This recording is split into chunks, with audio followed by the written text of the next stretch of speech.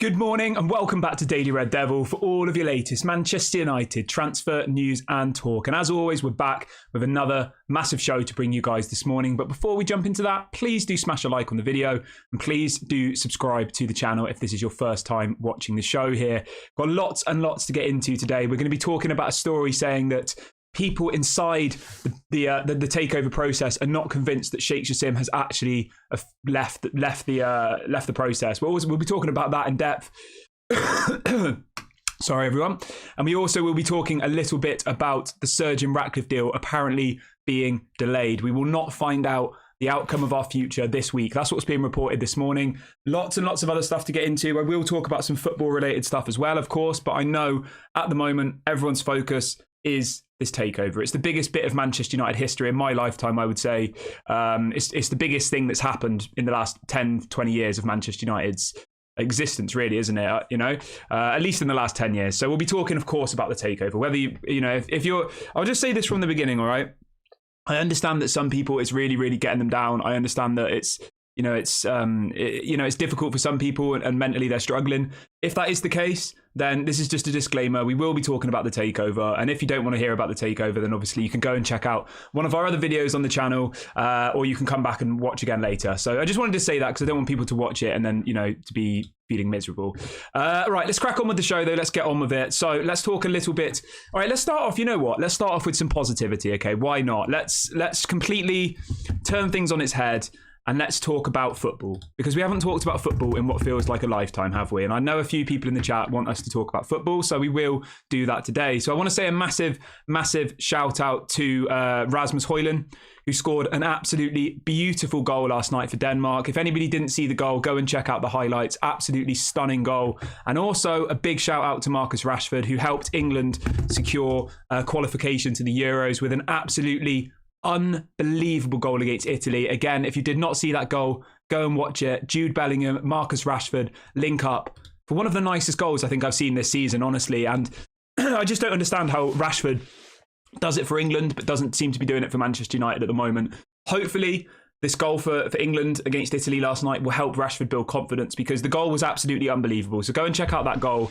Big ups to both of them, and also big ups to Bruno Fernandes, who's been absolutely exceptional for Portugal during the international break. Just a quick one on those things as well. Casemiro did feature for Brazil last night for nearly the whole 90 minutes. There was some concerns after the last Brazilian national team game that he was injured.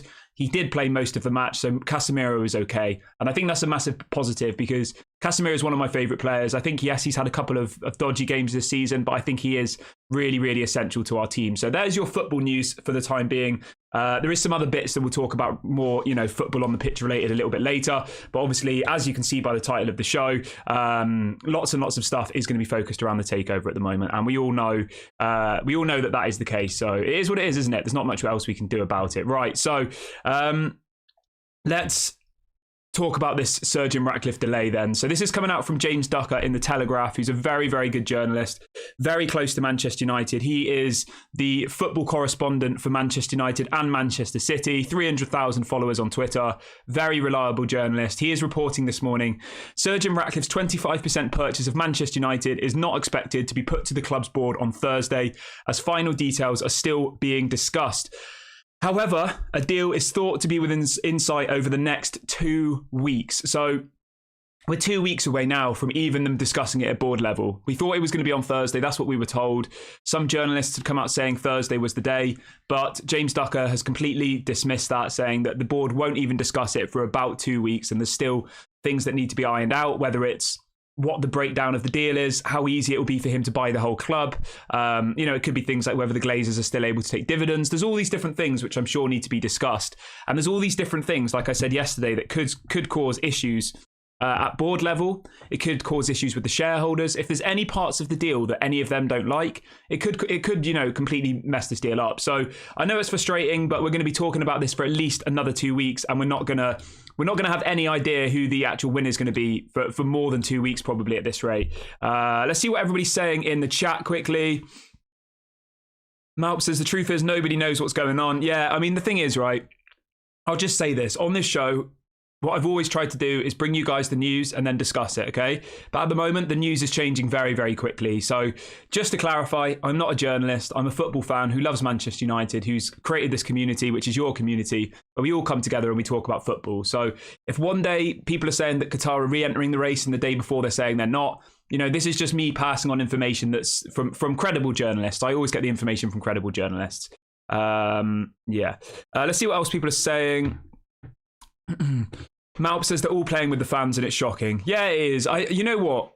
In some ways, I actually think this is better. Now, hear me out. I think it's better that it's been delayed because we have a game next week at home against Copenhagen. We need that to be the biggest protest that's ever happened. We need it to be on the level of the Super League. I would say that game, even if that game got cancelled, I think that would be that would be a good message to send to the Glazers and to send to Sir Jim Ratcliffe. Whether or not that will happen, I'm not sure. I know the Super League, everybody was united about that. Nobody had an opinion. Nobody had differing opinions. Everybody's opinion on the Super League was we don't want it to happen. I don't think there was anybody in the United fan base who was like, oh great, get rid of the Premier League, let's do this Super League where we play all our football in America. Like, I mean, maybe a couple of American fans were, I don't know, but I think 99.9% of Manchester United fans were against the Super League, where there are some people who want Sir Jim Ratcliffe, there are some people who don't want a state-owned Manchester United, which I respect. That's fine. You're entitled to your opinion. But I do just hope that this game against Copenhagen, a week today at Old Trafford, for me, it's actually a positive if the board haven't met by then, because hopefully, if there's a big enough protest, when they go into that meeting, they'll say, look, we've saw what happened against Copenhagen, right? We can see that the fans clearly don't want this. It's going to be an issue. Is it not better for us to just walk away? Maybe that will be discussed. Maybe they don't care. Maybe they'll say, we're all sat in our, in our mansions in America. We're never going to go to England again. We'll just stay here. Thomas says that's why it should be sorted before the protest. Yeah, well, it's not going to be sorted before the protest. I thought that that's what would happen. I thought they would get this done ahead of next week, but apparently they will not be discussing it in the board meeting tomorrow because there is still information that needs to be sorted out. Ashid says Sir Jim Ratcliffe deal is dead and doesn't make any sense. The only way to sell is to the Qataris. That's the only way. I agree with you. I do. I still don't understand how they will pass this Sir Jim Ratcliffe deal. It makes zero sense to me. It really does. And I think that this story coming out from James Ducker this morning, he's not as much saying it makes zero sense, but he is confirming that he says that the final details are still being sorted out. So, it's all good and well. Sir Jim Ratcliffe telling all the tabloid newspapers that he's going to have all the sporting control. He's going to buy the club within 2 years. And then you get another journalist coming out saying that they haven't even discussed any of these things yet, or let alone agreed them. He's trying to win us over before he's even sorted the deal out himself. And that's the bit that worries me. If it was an official statement from Manchester United on Saturday, when Fabrizio leaked the news saying Sir Jim Ratcliffe's going to buy 25% of club, we confirm that he'll have all the sporting control and within 2 years he'll be the new owner, I think people would have handled it a little bit differently. But for him to try and spin all of this positive PR in his camp, right, when they haven't even discussed it themselves yet. They haven't even agreed it with the owners of the club. I think it just confuses me a little bit, to be honest. Somebody says Qatar is out and completely and no offer is on the table. The deal with Sir Jim Ineos is agreed. Tomorrow the announcement will be made officially. I don't know where you've got that news from, mate, because all of the journalists in the UK this morning, including James Ducker, who, as I said, is the Manchester United correspondent, 300,000 followers on Twitter, is saying that it will not be put to the board on Thursday. So I don't know where you're getting your information from, but from what I can see, from information circulating in the UK today, they will not be discussing Sir Jim Ratcliffe's deal tomorrow because at the moment, they don't even have the structure of the deal. They have the idea that he wants 25%, but they don't know, they haven't connected all the other dots. They don't know how quickly he wants to buy the club, how much he's willing to buy the club for, whether he's going to clear the debt. There's all these question marks that they need to iron out before they can then vote on it. They can't vote on something that hasn't been, planned yet. So let me know what you guys think about that one. I'm not surprised at all. Again, another journalist this morning says there'll be no decision this week on Sir Jim Ratcliffe's 25% offer for Manchester United. There you go. That's pretty much said it. There won't be a decision this week. Malp says it's all just PR. Ruben says we must boycott every game, nor buy tickets to watch any game. Send a strong message to the Glazers that we want them out. Yeah, the problem is though, right? the tickets for the whole season are already sold out. Like, obviously, the games that haven't gone on sale yet haven't sold out, but every single Premier League game sold out in about 30 minutes in the summer. Because I tried to buy tickets. I always go to games. I usually go to about 7 games a season, 8 games a season. And literally, I was in the queue for 7 hours on the day that the tickets went on sale. This was back in the summer. And they sold out literally. I didn't even get a single ticket this year. I went to about 6 or 7 games last season. This season, right, completely sold out. I guess it was because obviously Erik ten Hag had a good year last year. People probably thought that we were going to, build on that. Maybe some people thought we were going to win the league, So the demand for tickets this year was absolutely crazy. Scott says there are so many people online saying all this rubbish about Sheikh Jassim, how he never actually tried to buy United and couldn't afford to pay the money. Yeah, I mean, some of the stuff I'm reading this morning is like, I watched, who was it? What's it called? Stretford Paddock. I watched their shows quite a lot. I like them, and they were interviewing. I can't remember his name. My mind's gone blank. I've only just woken up. What's his name? The guy who's Ben Jackson. Is that his name? Sorry, everyone. My brain's a little bit. My brain's not quite switched on yet this morning. I can't remember his name. I do apologise. Someone will tell me in the chat. But anyway, they had him on the show yesterday. He's based in America and's been talking about the takeover constantly. And he was saying that he didn't even think that Sheikh Jassim, had the money and that his money was coming from his dad and all the rest of it. And it was a bit like, I don't know. Yeah, people are already trying to make him out to be some man who has zero money, and it was all just like a joke, and the man doesn't even exist. And Richard says this story about Sir Jim Ratcliffe is from one poxy journalist. Okay, Ben Jacobs. There you go. What did I call him? Ben Jackson. Yeah, Ben Jacobs. That's the person. Right, but yeah, let's crack on with the rest of the show. Let's see what else we have on the agenda today. Right. So let's talk about this story about Sheikh Jassim. So this is coming out from the same journalist this morning, James Ducker. Again, the Manchester United correspondent. So he's close to the club. He gets his information from the club. He's not the Sun. He's not the Daily Mirror. He is somebody who directly works, for the Telegraph in the UK, but specifically writing for Manchester United. And he is reporting this morning that some key figures inside the Manchester United takeover deal remain sceptical that Sheikh Jassim has actually withdrawn his interest in the club. So that's why in the topic of the title of the video, it says that is Sheikh Jassim going to re-enter the race? And I am going to actually get a poll set up now. I did just set up a poll on the community section. Please, everybody who's just joined, we've got over 600 people watching, which is absolutely amazing. Please do make sure to smash a like on the video quickly. We've got over 600 of you watching, so please all go and smash a like. Please do subscribe, bottom right-hand corner. I'm just going to get a poll set up. Let me do this quickly. Do you think Qatar will re-enter the race? Right, get involved in the poll, everybody.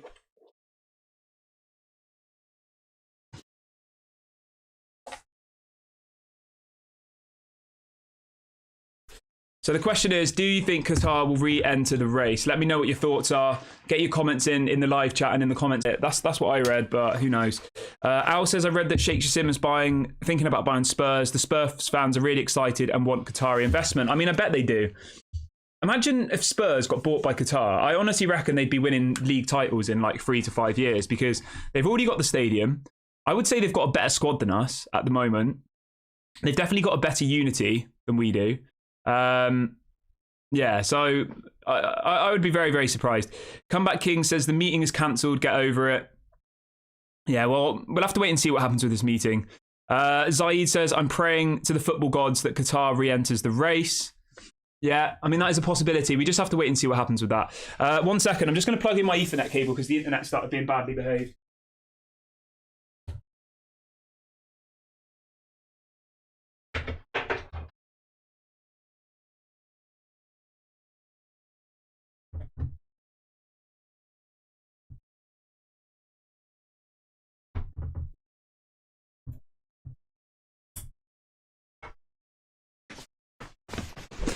All right, sorry about that. I was just plugging in my Ethernet cable. Sometimes the internet is a bit badly behaved where I'm situated in my house. Let's see what else people are saying. Jihan says Qatar will come back. They have to. They're the only ones who can save the club. I agree with that. Mumra says, I don't think Sheikh Jassim is coming back for Manchester United. The deal is ruined and the Glazers are responsible. Okay, fair enough. Right, let's carry on through the rest of the news. I'll come back to the chat in a little bit from now. Just a quick one as well. We did mention this on the show yesterday, but there's been some more news surrounding this. It looks like Ajax are targeting Manchester United's assistant manager, Michel van der Gaag, and apparently it's now come out that he is open to taking the job at Ajax. So it looks like Erik ten Hag could be losing his assistant manager, which is a massive concern for me personally. We saw what happened with Jose Mourinho when he lost his assistant. He literally started going downhill very, very quickly. I'm not saying that Erik ten Hag can't do it without the assistant manager, but we know how important assistant managers are in football. And if he goes to Ajax, I think that's going to be a massive issue. I do. Comeback King says Sheikh Jassim is a United fan. Yeah, I mean, we're told that Sir Jim Ratcliffe is a United fan, but you know what, right? For me, Sir Jim Ratcliffe is a businessman. Okay, he might have supported Manchester United when he was a child, but he is predominantly a businessman now. Let's be honest. Okay, he has a Chelsea season ticket. He's tried to buy Manchester to. Who's he tried to buy? Barcelona. He tried to buy Chelsea. Like, I just think that he's purely aligned himself with the city of Manchester. Yes, he was born here. Yes, he probably supported Manchester United as a child. But at this moment in time, he's using his association with Manchester for his benefit to try and win over people. And it's not really worked, I don't think. I think there's a very small margin of the fan base who actually want Sir Jim Ratcliffe and Ineos. So for him to have tried to spun it that way and still not actually to get the backing from the majority of the fan base kind of sums it up for me. It kind of sums up that most people don't actually want him, or maybe not want him as a person, but they don't want what his offer entails. And I agree with that. I have no issue with Sir Jim Ratcliffe. I think he's, it's an inspiration, somebody who's come from nothing to run, a multi-billion-pound company and to be worth billions of pounds. But by way of what his deal is, it just doesn't make any sense on any level for what Manchester United need at this current moment in time. I'm just going to sneeze.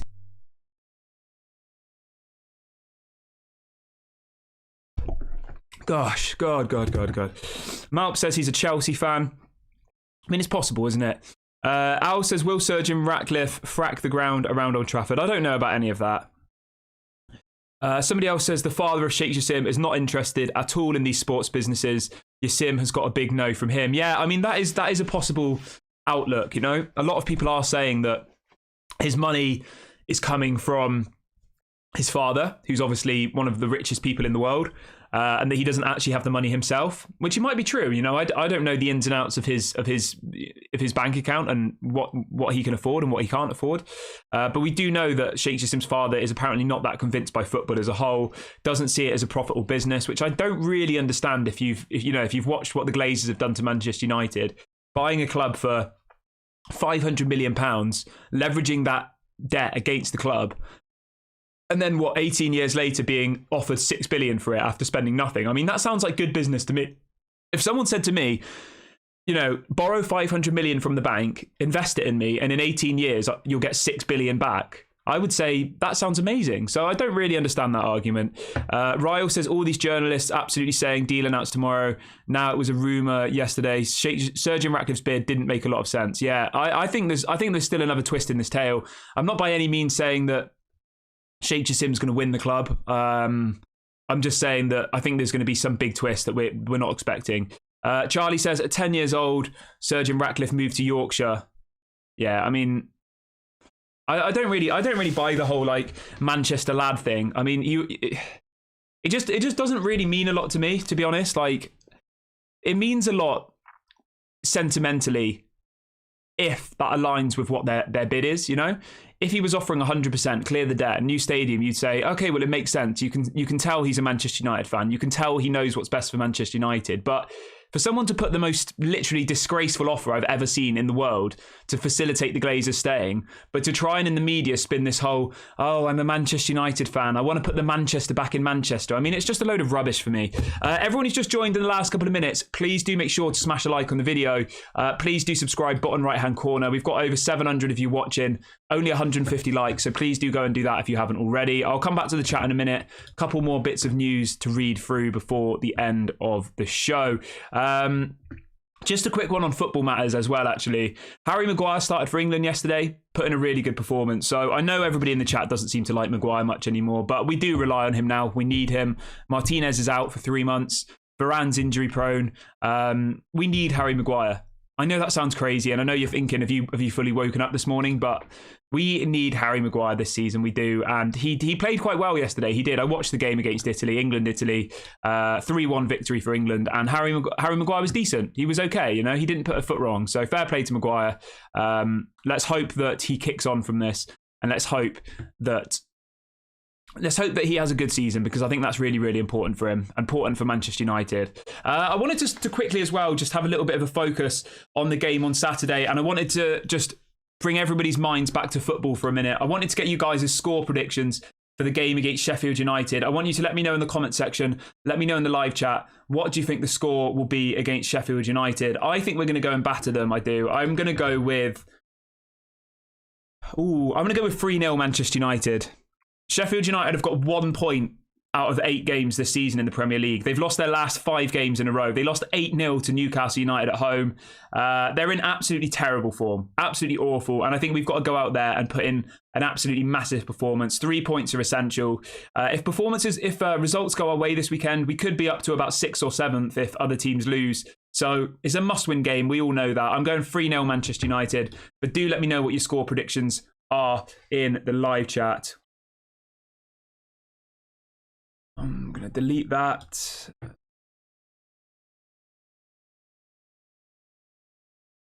Let's have a look.